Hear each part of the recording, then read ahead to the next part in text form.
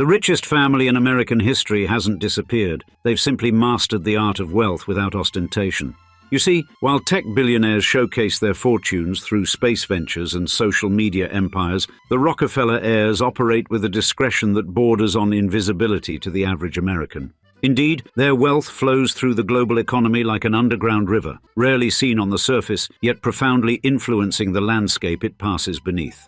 Therefore, in today's episode of Old Money Luxury, we explore how America's quintessential surname connected to money operates in a dimension of privilege and influence that exists almost entirely outside public understanding, as we describe where the $340 billion fortune of the Rockefeller family went.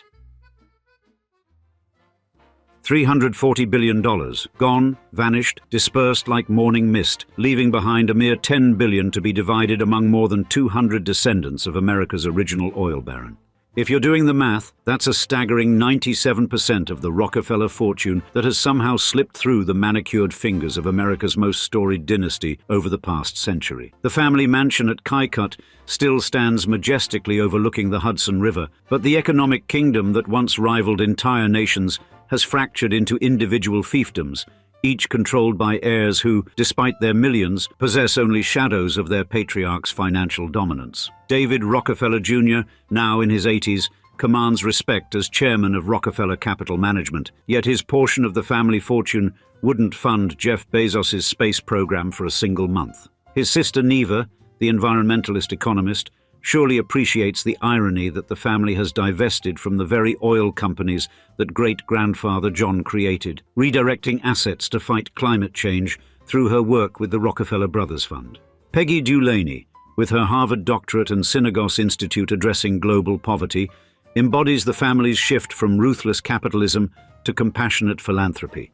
Though critics might question whether solving poverty through non-profits rather than higher wages simply maintains the economic status quo.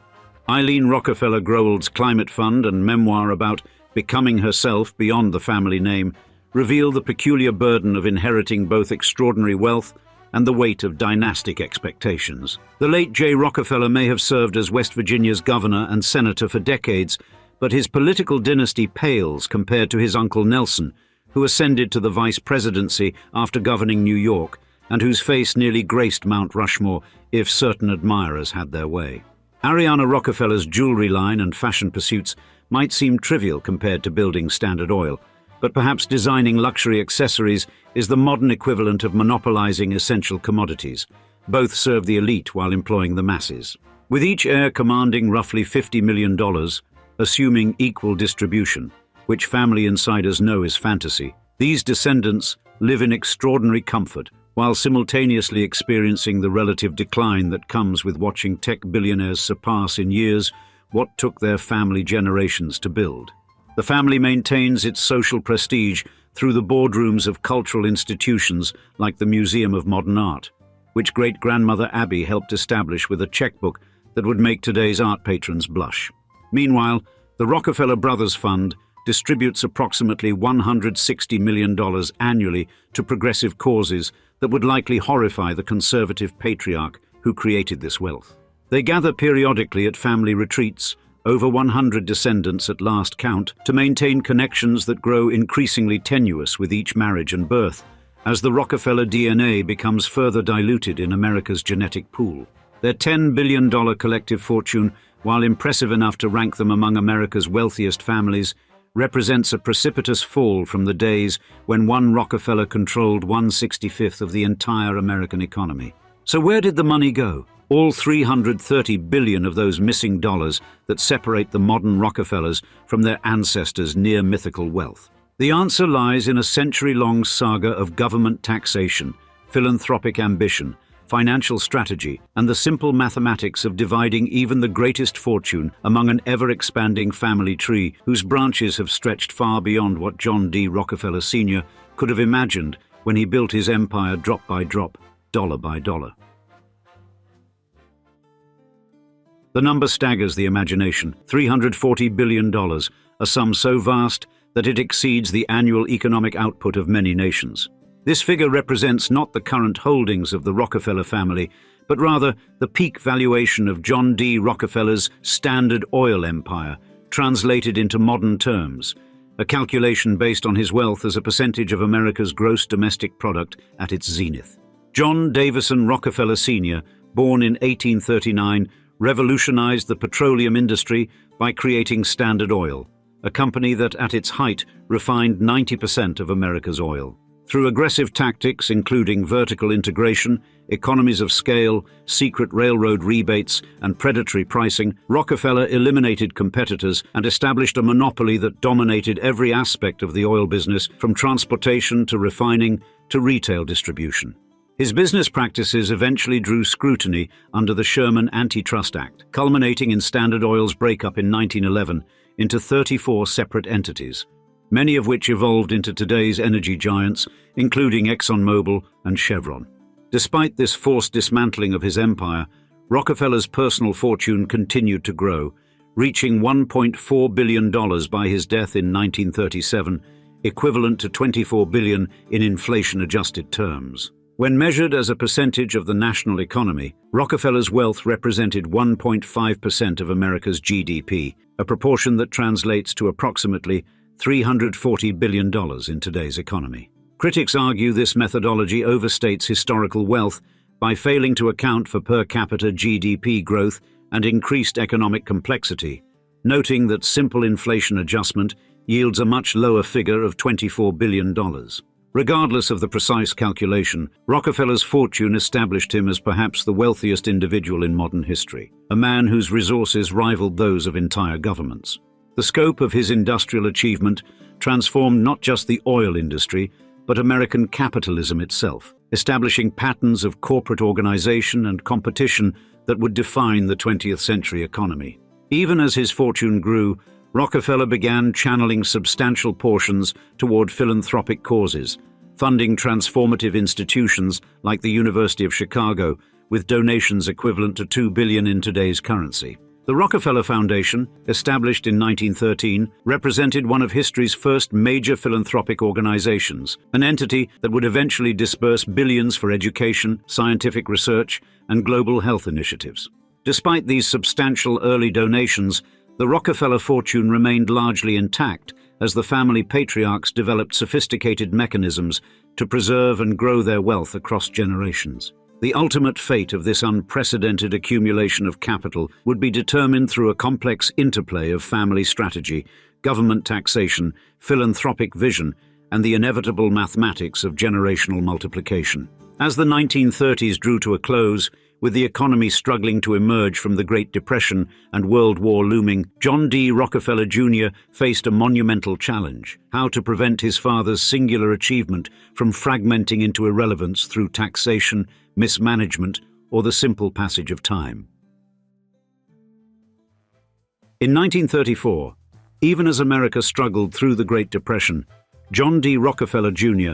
implemented a strategy that would prove crucial to preserving his family's fortune across generations. He established a series of irrevocable trusts designed to shield the family's vast assets from taxation and protect them from potential spendthrift heirs, a system later expanded with additional trusts in 1952. These financial structures, managed initially by Chase Bank, which would later become J.P. Morgan Chase, employed sophisticated diversification strategies spanning equities, real estate, and venture capital investments. Rather than allowing heirs unrestricted access to principal funds, the trusts included carefully calibrated distribution schedules that released money based on age milestones, beginning with modest annual payments of $10,000 at age 21 and escalating to $600,000 by age 30. These payments remained tied to trust income rather than principal, ensuring the core assets remained intact while descendants received substantial but not limitless resources. To manage this increasingly complex financial landscape, the family established Rockefeller Financial Services, which operated across 5 specialized divisions: asset management, venture capital through Venrock Associates, trusts, insurance, and risk mitigation.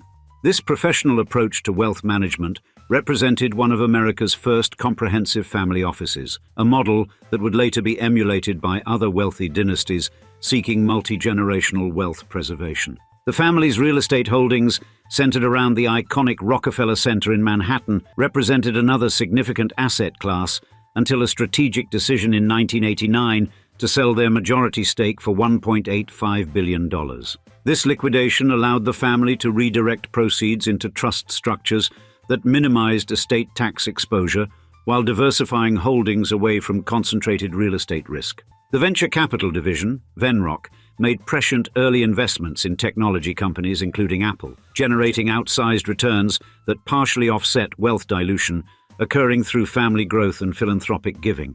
As progressive estate taxation intensified throughout the 20th century, these trust structures proved instrumental in preserving family wealth that might otherwise have been significantly diminished through government taxation. The trusts served another crucial function beyond tax efficiency, creating a framework that encouraged heirs to pursue productive careers rather than rely exclusively on inherited wealth. This incentive structure produced generations of Rockefellers who built independent identities in politics, like J. Rockefeller, who served as West Virginia governor and United States senator. In finance, like David Rockefeller Sr., who led Chase Manhattan Bank, and in the arts, like Ariana Rockefeller, who established her own fashion and jewelry businesses. By the early 21st century, Rockefeller Financial Services managed approximately $8.4 billion in assets, emphasizing sustainable investments, global real estate, and continued venture capital allocations. The family's shift toward environmental, social, and governance funds reflected evolving priorities, particularly as younger generations embraced climate advocacy and sustainable development goals. Yet even as these intricate financial structures preserved billions against taxation and mismanagement, they could not shield the Rockefeller fortune from an even more powerful force: the family's own revolutionary decision to give vast portions of it away. John D. Rockefeller's philanthropic vision, captured in his simple but profound desire to do real and permanent good in this world, ultimately directed more than $500 million of his fortune to charitable causes during his lifetime. This sum, equivalent to more than $8 billion today, established a tradition of systematic giving that would become as much a Rockefeller legacy as their business achievements. The Rockefeller Foundation, established in 1913 with assets now valued at approximately $5 billion, pioneered transformative global health initiatives including vaccines for yellow fever and malaria. Beyond medical research, the foundation funded agricultural innovation through the Green Revolution, which dramatically increased crop yields across developing nations and established influential institutions like the London School of Hygiene and Tropical Medicine. Educational philanthropy formed another cornerstone of Rockefeller giving, most notably through an $80 million endowment to the University of Chicago, equivalent to $2 billion in current terms. This funding created a powerhouse of economic and scientific research that produced dozens of Nobel Prize winners and breakthrough discoveries across multiple disciplines. The family's educational philanthropy extended to historically black institutions like Spelman College and international education through Central Philippine University, reflecting a commitment to educational equity that predated broader social movements. As wealth passed to subsequent generations, the philanthropic focus evolved to address contemporary challenges, with David Rockefeller Jr. and other modern heirs prioritizing climate change mitigation through the Rockefeller Brothers Fund. In a symbolic break with the family's oil industry origins, the fund divested entirely from fossil fuel companies and redirected $1.4 billion toward renewable energy investments since 2014. The family's current philanthropic commitments exceed $3.5 billion annually, perpetuating John Sr.'s mandate to address systemic causes of suffering rather than merely treating symptoms. Beyond direct giving, the Rockefellers established innovative philanthropic models like Rockefeller Philanthropy Advisors, which continues to shape global charitable giving strategies for other wealthy individuals and institutions. When David Rockefeller Sr. died in 2017 at age 101, his famous art collection sold at Christie's for a record-setting $832 million, with proceeds directed to charitable causes including Harvard University, the Museum of Modern Art, and the Council on Foreign Relations. This pattern of extraordinary giving has removed significant portions of the original Rockefeller fortune from family control, redirecting it toward addressing global challenges from disease eradication to climate change. Through their philanthropic institutions, the family maintains substantial influence over social policy, scientific research, and international development, despite the relative decrease in their personal fortunes. The Rockefeller name now appears on university buildings, museum wings, and research institutes across the globe, a testament to philanthropic impact that extends far beyond the dollar value of their contributions. Yet for all the billions channeled into global good, the Rockefeller fortune faced a challenge no philanthropic strategy could overcome: the relentless mathematics of distribution among an ever-multiplying number of heirs. Beyond the headline numbers, the vanishing Rockefeller billions have transformed into something perhaps more valuable than mere currency. They've purchased global influence that continues long after dollars have been spent. While the family's collective bank accounts may hold only $10 billion, their true impact manifests in institutions that have reshaped science, medicine, education, and international relations for over a century. The eradication of hookworm in the American South, once a debilitating parasite that sapped the region's productivity, came through Rockefeller Foundation programs that revolutionized public health while simultaneously extending American influence abroad. Jonas Salk's polio vaccine, developed with Rockefeller funding, saved millions from paralysis and death, a return on investment no financial instrument could match, and which continues paying dividends in healthy lives globally. The Green Revolution, financed by Rockefeller agricultural programs, prevented the mass starvation Malthusian economists had predicted, fundamentally altering human history through scientific advancements in crop yields that feed billions today. Rockefeller University, with its 25 Nobel Prize winners, has advanced fundamental understanding of biology and medicine, creating scientific knowledge that underpins countless treatments and technologies that extend and improve human life. The family's early funding of female education, particularly through institutions like Spelman College, when educating women, remained controversial, helped unleash the intellectual potential of half the population, with compounding benefits that defy financial measurement. Modern medical education itself was transformed by the Flexner Report, commissioned and implemented with Rockefeller money, which established scientific standards for physician training that have prevented incalculable suffering through improved competency. The Council on Foreign Relations, sustained by Rockefeller support since its founding, has shaped American foreign policy for generations, extending the family's influence into diplomatic channels that determine global relationships and security architectures. The United Nations headquarters stands on Manhattan land donated by the family, a physical embodiment of their internationalist vision and a daily reminder of how private wealth can create public institutions that transcend national boundaries. Conservation of over 200,000 acres of national parkland came through Rockefeller donations in Grand Teton, Acadia, Virgin Islands, and other preserves, protecting environmental treasures that appreciate in value as undeveloped land becomes increasingly scarce. Asia Society, founded by John D. Rockefeller III in 1956, fostered cultural and economic ties between East and West during the Cold War, creating diplomatic channels that operated beyond official government relations. The collection of medieval and Renaissance art housed in the Cloisters Museum came through Rockefeller patronage, preserving cultural heritage that might otherwise have been lost to time or conflict.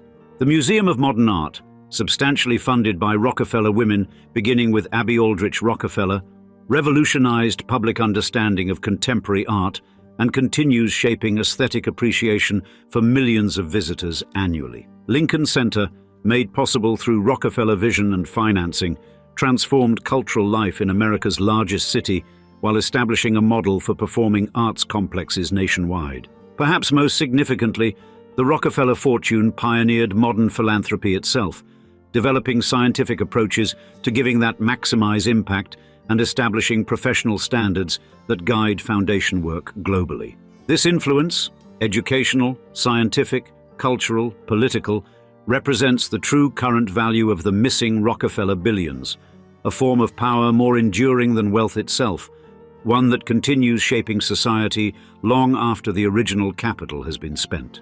The ultimate irony in answering, Where did the $340 billion go? Maybe that by giving it away rather than hoarding it, the Rockefellers achieved a form of immortality and influence no fortune, however vast, could purchase if left sitting in bank vaults, accumulating nothing but interest and dynastic resentment. And now, we'd like to see you in the comments. Were you familiar with all of the living Rockefeller heirs? And what is your opinion of the family's current legacy? We can't wait to hear from you. And with that said, thanks for joining us for another episode. Cheers, until the next one.